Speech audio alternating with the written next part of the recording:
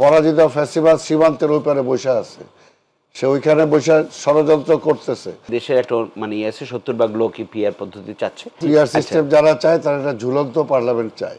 জামাতের গত বছরের একই সংস্থার ফলাফলে ছিল 11.3 ভাগ, এবারে তার চেয়ে কমছে। আপনারা কি এই ফলাফলকে মনে করেন যে ঠিক আছে? আর আপনাদের বিগত দিনের ভোটের হিসেবেও কিন্তু এই পরিসংখ্যানের খুব বেশি ছিল না। না, বিগত তো 96 সালের পরে তো আমরা নির্বাচনই করতে পারিনি বলতে, সরি 2008 সালের পর থেকে। কোনটা? 2008 সালের পর থেকে কোনো নির্বাচন হয় নাই। তো এর মধ্যে বহু বছর অতিক্রান্ত হয়ে গেছে।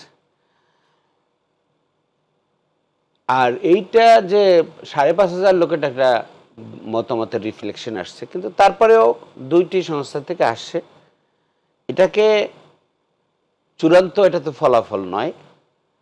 রাজনীতির ময়দানে আমরা কাজ করছি, আমরা আমাদের রাজনৈতিক বক্তব্য দিচ্ছি, এবং শুধুমাত্র মানে আমি একটু বলতে চাই যে একটি মাত্র নির্বাচনই না, আমরা আমাদের অনেক কিছু দেশের কল্যাণে পরিবর্তন আনতে হবে, এবং ঐক্যমত্য কমিশনে সেই সমস্ত বিষয়গুলো আলোচনা হয়েছে।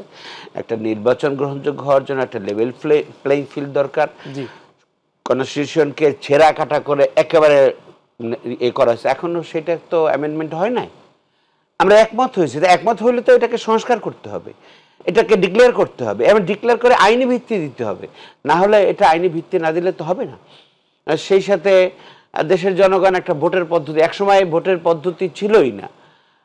ধরেন ব্রিটিশের আগে এরকম ছিল, ব্রিটেন আসলো, তারপরে ভোট শুরু হলো। ভোটের পরে এখন কেয়ারটেকার ফর্মুলা ছিল না, এটার জন্য আন্দোলন হয়ে কেয়ারটেকার ফর্মুলা আসলো। পৃথিবীর বহু দেশে ছিল না, এখন বহু দেশে অ্যাপ্লাই করছে।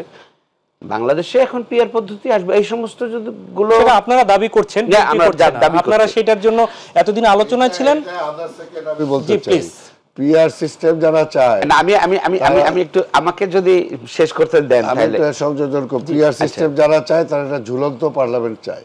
বর্তমান বাংলাদেশের পার্সপেক্টিভে বুঝতে হবে যে একটা এই মুহূর্তে একটা স্ট্রং পার্লামেন্ট আমার দরকার, আজকে জাতীয় এবং আন্তর্জাতিক। কারণ আমার পরাজিত ফ্যাসিবাদ সীমান্তের ওই পারে বসে আছে, সে ওইখানে বসে ষড়যন্ত্র করতেছে যাতে একটা ভালো নির্বাচন না হয়, যাতে একটা স্ট্রং গভর্নমেন্ট না হয়।